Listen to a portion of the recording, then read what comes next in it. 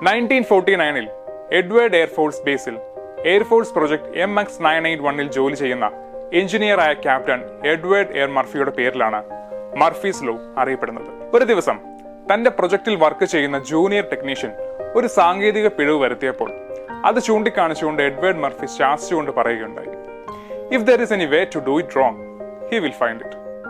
അതെ, അവിടെ നിന്നാണ് മർഫീസ് ലോയുടെ ജനനം. മർഫീസ് ലോ നമ്മുടെ എല്ലാവരുടെയും ഡേ ടു ഡേ ലൈഫിൽ സംഭവിച്ചുകൊണ്ടിരിക്കുന്ന ഒന്നാണ്. ഞാൻ കുറച്ച് ഉദാഹരണങ്ങൾ പറയാം. ഇപ്പോൾ നിങ്ങൾ ബസ് സ്റ്റോപ്പിൽ ബസ് കാത്തു നിൽക്കുകയെന്ന് കരുതുക. എന്നാൽ നിങ്ങൾക്ക് പോകേണ്ട ബസ് എത്ര സമയം കാത്തു നിന്നിട്ടും വന്നില്ല. പകരം എതിർദിശയിലേക്കുള്ള ബസ്സുകൾ വന്നുകൊണ്ടേയിരുന്നു.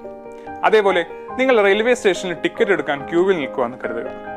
നിങ്ങൾ നിൽക്കുന്ന ക്യൂവിൽ അതിയായ തിരക്കും, എന്നാൽ നിങ്ങളുടെ തൊട്ടടുത്തുള്ള ക്യൂവിൽ തിരക്ക് കുറവും ആ ക്യൂ അതിവേഗത്തിൽ നീങ്ങുകയും ചെയ്യുന്നു. ഇത് കണ്ട നിങ്ങൾ തൊട്ടപ്പുറത്തുള്ള ക്യൂവിലേക്ക് മാറുന്നു.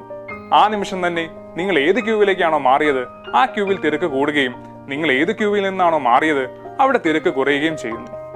അതേപോലെ നിങ്ങൾ ഒരു റെയിൽവേ ക്രോസിൽ വണ്ടിയുമായി എത്തുമ്പോൾ കറക്റ്റ് സമയം തന്നെ റെയിൽവേ ഗേറ്റ് അടയുന്നത്. ഇങ്ങനെ നമ്മുടെ ജീവിതത്തിൽ ഒന്ന് പരിശോധിച്ചു കഴിഞ്ഞാൽ നമുക്ക് മനസ്സിലാവും ഈ പ്രപഞ്ചത്തിൽ സംഭവിക്കുന്ന മിക്ക കാര്യങ്ങളും നമുക്കെതിരാണ്. ഇങ്ങനെയുള്ള സന്ദർഭങ്ങളിലാണ് മർഫീസ് ലോ ആപ്ലിക്കബിൾ ആകുന്നത്. നമ്മുടെ ദൈനംദിന ജീവിതത്തിൽ മർഫി നിയമം പ്രാവർത്തികമാണ്.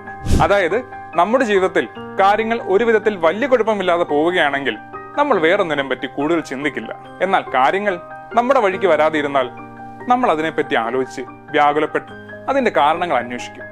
അവിടെയാണ് മർഫീസ് ലോ ആപ്ലിക്കബിൾ ആവുന്നത്. ചില ആൾക്കാർ ഈ ഒരു നിയമത്തെ അന്ധവിശ്വാസമായും അതേപോലെ തന്നെ ഈ ഒരു ലോയ്ക്ക് എന്തോ മിസ്റ്റീരിയസ് പവർ ഉള്ള പോലെ ഒക്കെ വിശ്വസിക്കുന്നു. എന്നാൽ ഇതൊന്നുമല്ല സത്യം. മർഫിയുടെ നിയമത്തിന്റെ രസകരമായ ഭാഗം അത് യഥാർത്ഥത്തിൽ ഒരു നിയമമല്ല എന്നാണ്. പകരം അതൊരു ജനപ്രീതി നേടിയ കോട്ടാണ്.